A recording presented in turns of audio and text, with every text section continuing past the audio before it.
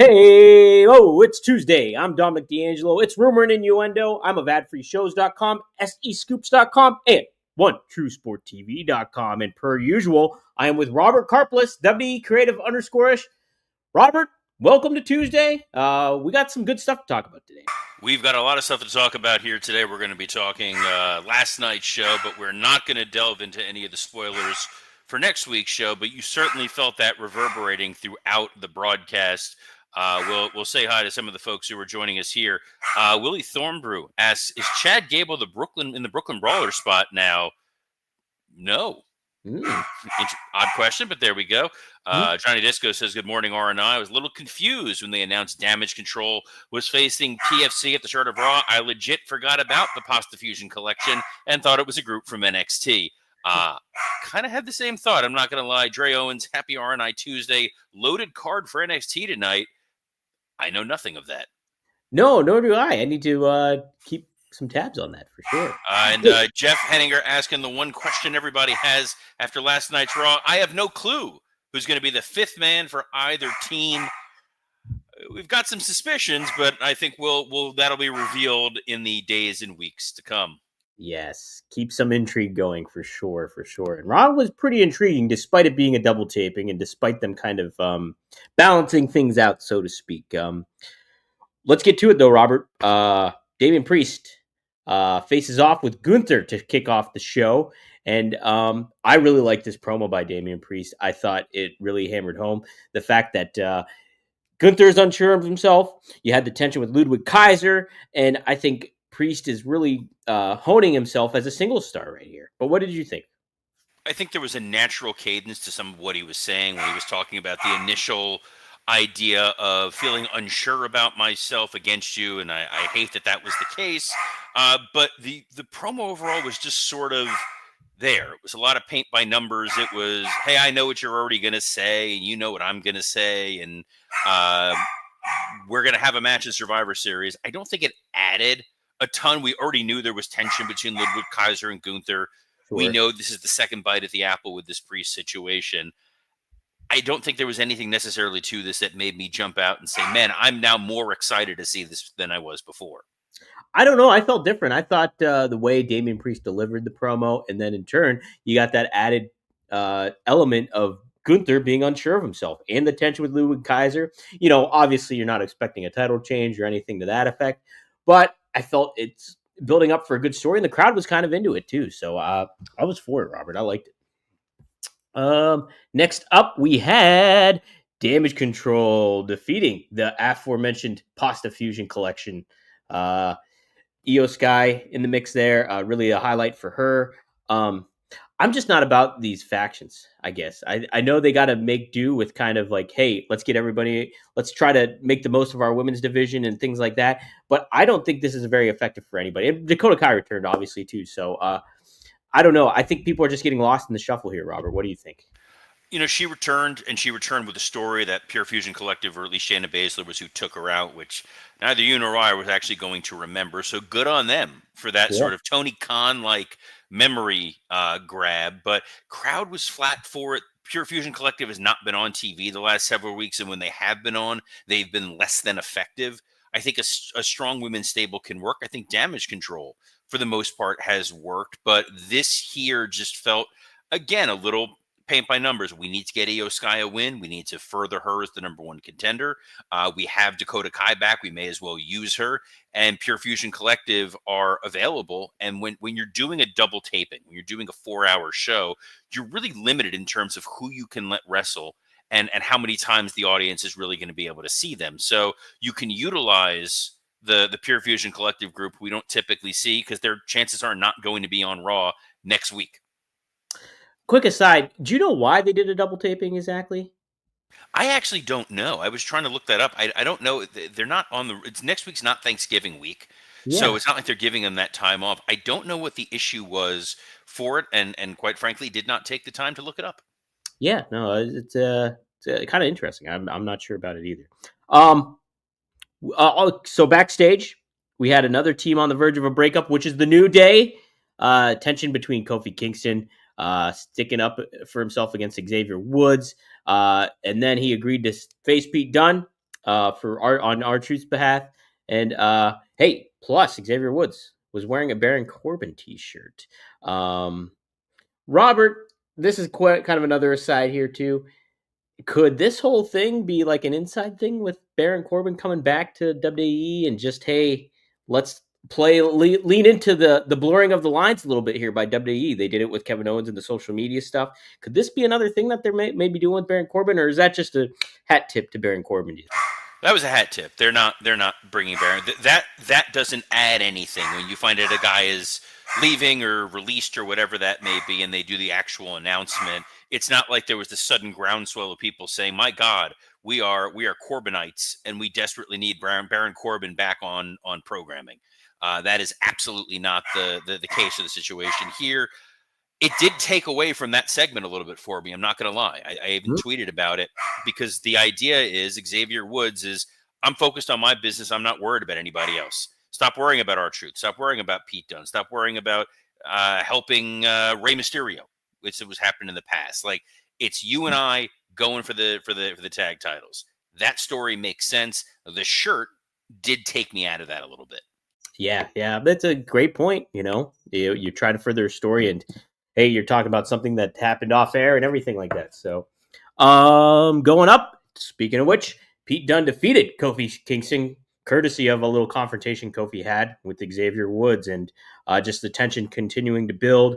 And I'm liking the elements of this, as again, still a favorite aspect of pro wrestling overall for me is this New Day storyline going on. So I think this is continuing that, and I think they did a pretty good job at this too, Robert. It's kind of part of the course though too. Well, overall, it's compelling because what makes a heel or a potential hero or a villain in literature across the board compelling is when they believe in what it is that they're saying. And you look at what's happened with Xavier Woods. All he cares about is being tag champion. All he cares about is him and Kofi finding success. So when you have distractions like Kofi bringing in a guy like Odyssey Jones without telling Xavier Woods, with Woods getting sucked into the Karrion Cross stuff, with the issues with the LWO, with the issues with R-Truth, with the issues with The Miz, with now the issues with Pete Dunne, it's like, we've got to handle our business, stop focusing on everything else. So at least within the story, within the confines of kayfabe, Xavier Woods' character is compelling and makes sense. The match is a very simple, hey, we're going to put two guys out there that we know can work. The challenge was this was following what was a very cold 6-woman tag for what was now essentially a C story on Raw. Mm-hmm. That audience really didn't have a chance to really get into this or respond. Yeah, I think that's a fair point to bring up. And yeah, I think they've laid a lot of great groundwork to build some layers to Xavier Woods and his kind of journey, for lack of a better phrase, to say to feud to this. And are you leaning more towards the side it's going to be a happy ending for New Day, or are you kind of like, are they kind of swaying you either way on a different aspect of that? Yeah, I think that this has to end with them staying together. That was always their mission statement. It was, no matter what, we are always going to be a unit. We still have not seen Big E show up in any capacity. I think he'll be the voice of reason. We're having that 10th anniversary. There's two paths here, Dom. There's the path where we split these guys up and we tell a short-term story, or the path where they reunite at the 10th anniversary and they sell a ton of merchandise. Mm-hmm. It's a good point. I just think for the long-term value of both those guys, it's almost beneficial to split them up. The fingers mean the money. Mm-hmm. Mm-hmm. It'll be interesting. That is incredibly loud onto a microphone, by the way. In case you're wondering, for those of us listening in audio form or in video form and audio, that the page boy cap does not stifle the incredibly loud tone of whatever that noise was. I have a stage voice. Somebody who else has a stage voice is Bronson Reed, as him and Seth Rollins continue to brawl. And this eventually leads to Adam Pearce making it official for next week. Bronson Reed will be taking on Seth Rollins, continuing this battle between one another. Are you for this? Do you like this, Robert? Yeah, we know that it's a tape show. Obviously, they taped it last night, so you need to draw people to next week's Raw. They set up the Judgment Day match with Dominic Mysterio and Carlito taking on the War Raiders. We've now set up Bronson Reed versus Seth Rollins in a rematch. I know that there was a brief segment where they set up Sheamus and Braun Breaker. So Yep. you're giving the audience reasons to tune in next week. I kind of feel like next week's show is more stacked than this week's show ultimately was. But again, it was fine. There was nothing necessarily wrong with the decision. We've just seen it a number of times. This same iteration. One guy calls out the other guy, they wind up brawling, security guys get involved, you get a spectacle moment, and then Adam Pearce yelling, "You're never getting a match again," and then, okay, fine, you're getting a match again. Yeah. It's going to be interesting to see how they maneuver Bronson Reed moving forward too, because we're so used to him just brawling backstage constantly, all these big spots constantly, things like that. How are you going to evolve him a little bit and kind of hone in so it doesn't feel so repetitive? Is the question. Um, well, this may be the point in which we can have that conversation then, Dom. So very briefly, for the sake of not going through the entirety of Raw for argument's sake here, the only story on this show that was new, different, whatever, was who the fifth man was going to be. We saw Sami Zayn and Jey Uso interact. The same as like, I think I got a guy. Jimmy goes and talks to Braun Breaker, which is compelling, but Sami approached Seth Rollins. Right. And Rollins had the natural response to someone who pays attention to this show. It's, are you kidding me? Do you not know what goes on with me and Roman? Do you not see what I did last year or this year? We're still in 2024. This year's never ending. Do you see what we're dealing with right now? This idea that you're going to put him back in power and I'm going to help you. You're insane. But then he confronts Solo Sikoa later on in the show. It feels like that fifth man spot could be Seth Rollins and Bronson Reed. I think that's one of three potential scenarios. I think if the three potential scenarios would be those guys going into there, Randy Orton and Kevin Owens going into there, or Cody and Kevin Owens going into there for that fifth man spot. I would rather save Kevin and Cody or Kevin and Orton as a singles match at Survivor Series, which opens up the door for Rollins and Bronson Reed to be in War Games. And, there's an intrigue in Bronson Reed diving off the top of that cage. Definitely an added element for that for sure. So, yeah, I thought that was a fun way to kind of navigate through Raw, was keeping that people popping in and out who is going to be the fifth man. I will give credit to Seth. I thought his backstage promo towards Sami was really, really good. I liked the conviction he kind of spoke with. So it's a different vibe than him like just constantly yelling and wanting, which we saw like moments beforehand. But I do have to tip the cap to my paperboy hat to him for that. So all right, we'll move, before we move on from Raw, did want to touch upon the Miz and Final Testament with the Wyatt Six. I like this nice little setup. Miz inadvertently bleeding from the eye somehow. But I thought the way they set all this up made Final Testament feel like a big deal and humanized, yet again, the Wyatt Six, which I like. I always like to have happen. So what do you think of that, Robert? I thought the Final Testament was good. I think Wyatt Six felt significantly less special in this segment. I think there's just something about when you see them with the lights on, and they're just a bunch of guys. And they're a bunch of guys who were, unfortunately, somewhat unspectacular in prior iterations.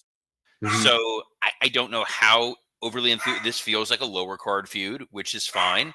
And you can get to a lower card Survivor Series style match with these guys if you chose to go that route. Same thing with the LWO and American Made. Yeah. Oh, I think that's fair. I agree with you. I think the real big takeaway is they got to get rid of that Uncle Howdy wig. It's atrocious. So, not a fan of that. But hey, what we may be fans of is ROH, AEW headed to the. There is one more thing before we do get to that, which was the main event. Oh yes, David Priest and Ludwig Kaiser. We had that, and then we also had the women's tag match, obviously, too, with Bianca Belair and Jade Cargill. So, and we got a lot of involvement going on there to close out the show. So, and the baby faces stood tall. What did you think of that, Robert? feels like we're teeing up for a women's Survivor Series match. I don't know if they're going to do a women's War Game match. I think 2 War Games in one show can be a little lesser than, but it Mhm. definitely feels like there was a 4-on-4 situation there where you can add a 5th woman to either side. On the heel side, you can easily slide Candice LeRae into there since she's been sort of associated with that group. And on the babyface side, either Bailey or, depending on how healthy she is, maybe Rhea Ripley can be back in time for that. Yeah, good point. Do you like this all setup of Survivor Series looking to appear to have all these Survivor Series matches yet again, plus the War Games? I like Survivor Series matches. I always grew up liking them. I'm totally okay with these things happening. I used to love when they would pull random teams and they just give them a name. I love that too. That was super fun too. But Yeah, you know, I think that the War Games match is going to sell the show. Gunther and Priest is a good compliment. I think if you did that match, if you did a Kevin Owens Orton match or a Kevin Owens Cody match, if you have the time to even get to that story, and then one other Survivor Series match, it's a fine little card right there. yeah. I think you're setting yourself up really well, harkening back to the olden days and with the modern talent. So I think that's always a plus. So yeah, pretty decent Raw, I would say. I thought it was a middle of the road, but above average, I would say at the same time too. So There was uh, nothing wrong with it. There was nothing that you need to go out of your way for. It's fine. But it sounds like you're going to have to go out of your way from Pittsburgh up to New York to go to the Hammerstein Ballroom. holy smokes, yes. ROH is set to take over the legendary Hammerstein Ballroom next month for a duo of exciting shows in the iconic venue. This week, it was reported that ROH Final Battle 2024 will take place from the Hammerstein Ballroom on December 20th. Andrew Zaharian reported that the December 21st edition of AEW Collision will also take place from the venue inside the Manhattan Center. Robert, we've talked about this plenty of times, how AEW should hone in on the smaller venues and the memory, harken back to some of that stuff, as well as playing to these historic venues. So good stuff for AEW and ROH here. A lot of harkening coming from you, Dom. Harkening. Harkening. I think that's a great idea for them to run those venues. We've been saying, why have they not run the Manhattan Center before? Hammerstein Ballroom has history with Ring of Honor. Obviously, it has history with WWE. Manhattan Center, the former home of Monday Night Raw. Let's make that an interesting collision because of it. I think those are really smart decisions by AEW. Pick these interesting venues, these interesting locales, make it your own, make it feel different, make it a must-see show. You know, we talked about the ratings for NXT and Dynamite last week. NXT won, and Yeah. 17% of the Dynamite audience went over. Not because I think they were super excited to see NXT, because they wanted to see the ECW arena. They wanted to see you there, Dom.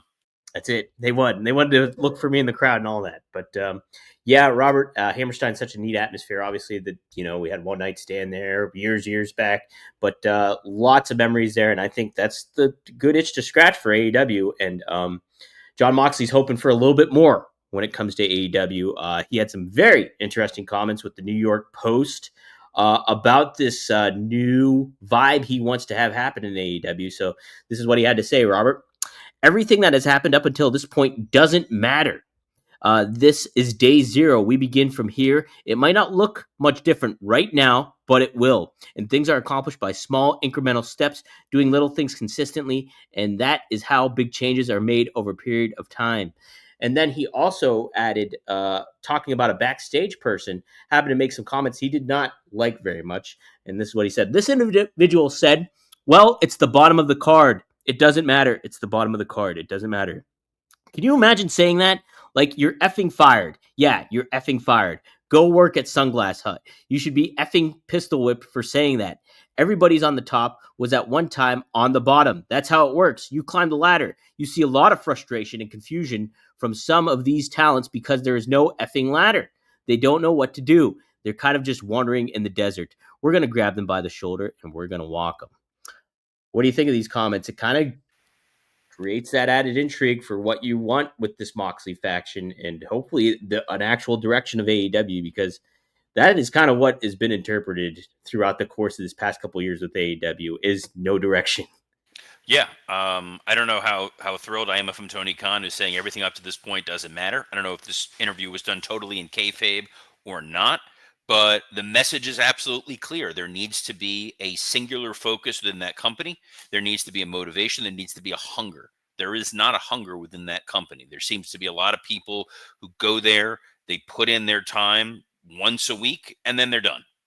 And you need to be fighting for your spot. The folks on Raw, folks on SmackDown, the 2-hour window of time are doing everything they can to get that sort of TV exposure.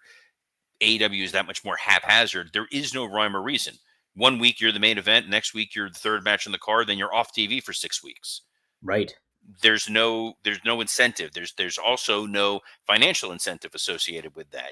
They seem to have more solid guarantees in terms of their contract, so they don't seem to necessarily be losing any sleep over attendance or pay-per-view buy rates or the like. They're certainly not getting merch money, and they're not out there running house shows.